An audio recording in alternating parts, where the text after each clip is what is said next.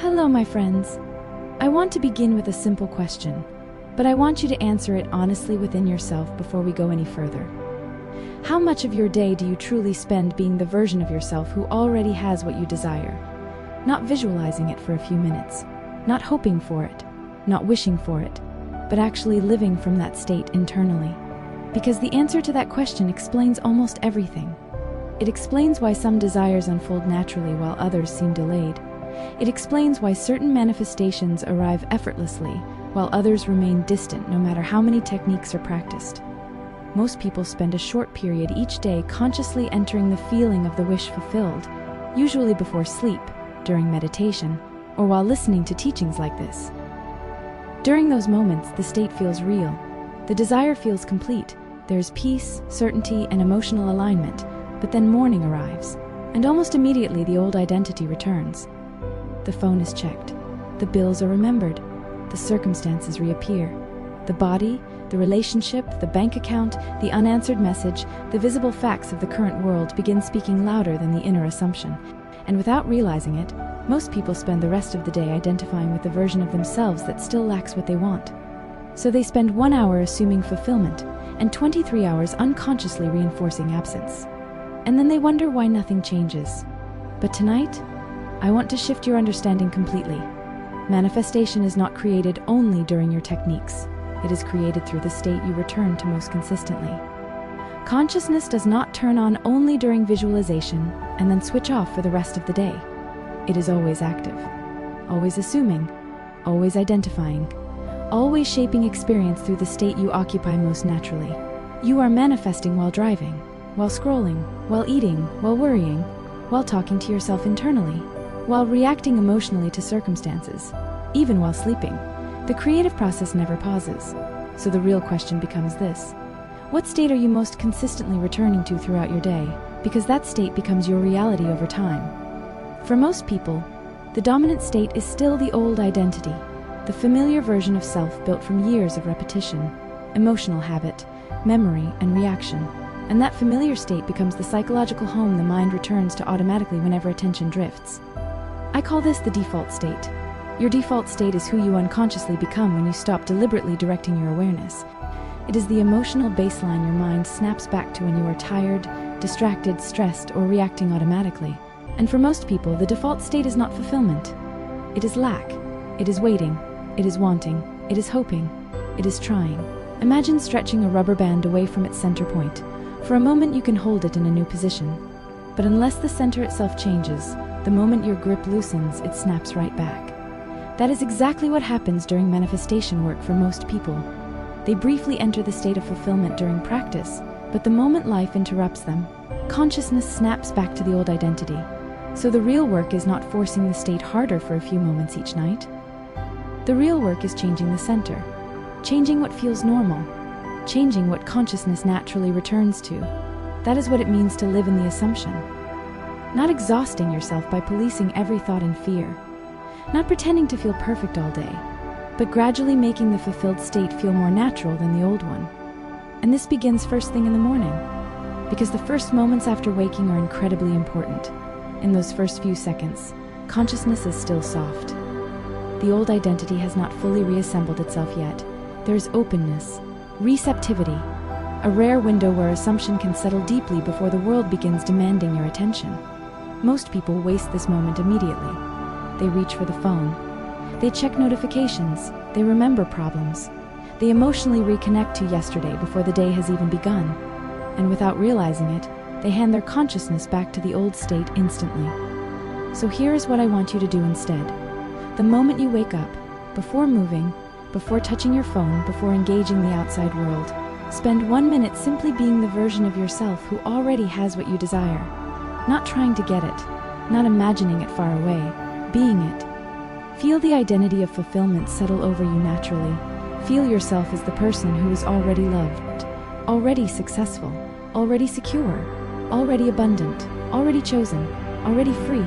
Do not approach the day as someone attempting to manifest something. Approach the day as someone for whom it is already true internally. That distinction changes everything, because the person trying to get the desire is still identified with not having it. But the person who already is the desired version of themselves moves through life differently. Their posture changes, their reactions change, their decisions change, their emotional atmosphere changes, not through effort but through identity. And identity is what shapes reality. Now, as you move through the day, something incredibly important: your inner conversations. There is a voice inside you speaking constantly from morning until sleep, commenting, interpreting, reacting, predicting, complaining, remembering. And most people never examine the assumptions hidden inside those conversations. They say things like, "Nothing ever works out for me. I'll probably fail again. I can't afford that. Why does this always happen to me? I'm still alone. I'm exhausted. I'm behind." And every one of those thoughts is an assumption. Every thought reinforces identity. Every repeated inner statement strengthens a state. So while someone spends 20 minutes visualizing abundance at night, they may spend the next 16 waking hours internally affirming lack without even noticing. Can you see the contradiction? The inner conversation must begin changing, not through forced positivity, not through pretending problems do not exist, but through consciously thinking from the identity you wish to embody rather than from the circumstances you currently see. When something unexpected happens, instead of immediately assuming failure, return to the assumption that things are unfolding in your favor. When fear appears, return to the identity that already knows the outcome is secure. When doubt arises, return again. This return is the practice, not perfection, not never drifting, returning again and again. And this is important because many people become discouraged when they notice themselves slipping into old reactions. But drifting is natural. Everyone drifts. The mind returns to familiar patterns automatically until a new state becomes stabilized. So do not judge yourself when you notice old assumptions appearing. Simply become aware and return, gently, without panic, without self-criticism, without declaring failure. Just return. That quiet return is far more powerful than emotional force.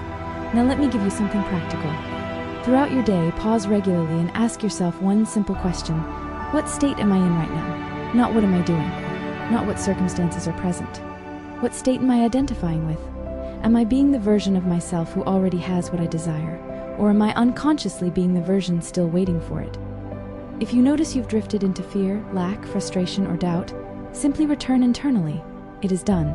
I already am this version of myself, and continue moving through your day from there. Over time, this changes your default state completely. Eventually, the fulfilled identity begins feeling more natural than the old one, and this is when manifestation stops feeling like effort, because the assumption no longer feels like a technique. It feels like you. Now we must speak about the most difficult moment in this work: contradictory evidence. Because there will be moments when outer circumstances seem to oppose your assumption completely. The message does not arrive. The money is not there yet. The opportunity disappears. The relationship appears unchanged. And in those moments, fear rushes in powerfully. The old identity tries to reclaim authority immediately. This is where most people abandon the state. They react emotionally to appearances and immediately return to the consciousness of lack.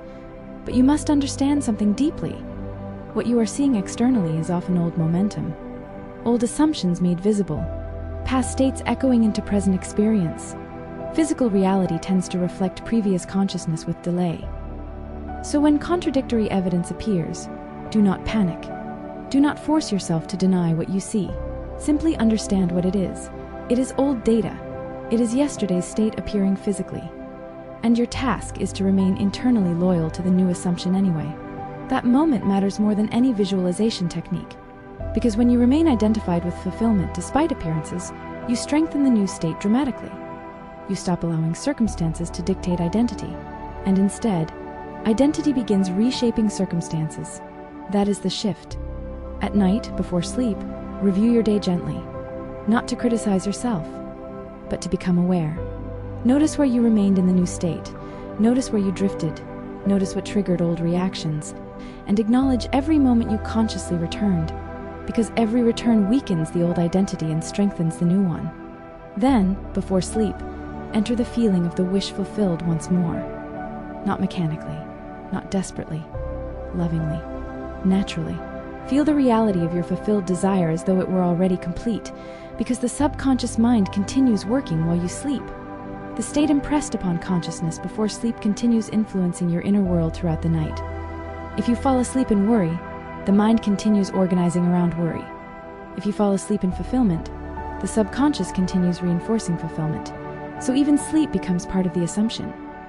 Now eventually, if you persist gently and consistently, something beautiful begins happening. The fulfilled state stops feeling like effort. It stops feeling like practice. It becomes identity. You no longer feel like someone trying to become abundant. You simply feel abundant. You no longer feel like someone trying to be loved. You simply feel loved. You no longer monitor every thought anxiously because the center itself has changed. The new state becomes home. And when that happens, staying in the assumption no longer requires force, because you are no longer practicing the identity. You are being it naturally. That is the true goal of this work. Not endless techniques, not constant effort, not mental exhaustion, identity, a genuine shift in self. So I leave you tonight with this challenge. For the next 7 days, commit fully. Wake each morning into the fulfilled state before touching the world. Observe your inner conversations throughout the day. Return gently whenever you drift. Remain faithful to the assumption even when appearances contradict it. Fall asleep each night from the feeling of fulfillment. Do this consistently, and something will begin shifting inside you. The state will feel more natural. The returns will become easier. The old identity will lose momentum, and eventually you will notice something extraordinary. You are no longer trying to manifest the desire. You have become the version of yourself for whom it already exists. And from that state, reality begins reflecting the shift automatically. Remember this always. Mastery is not never drifting. Mastery is always returning, again and again, without fear, without judgment, without giving up on the state you choose to embody. Because eventually the new identity becomes stronger than the old conditioning. And once that happens, manifestation is no longer something you are waiting for. It becomes the natural expression of who you are. So tonight, make the decision, not merely to hope, not merely to try, but to live from the fulfilled state consistently enough that it becomes your new normal. Assume it is done. Move through life as the version of yourself for whom it is already true, and continue returning to that state until it no longer feels like practice at all, until it simply feels like you.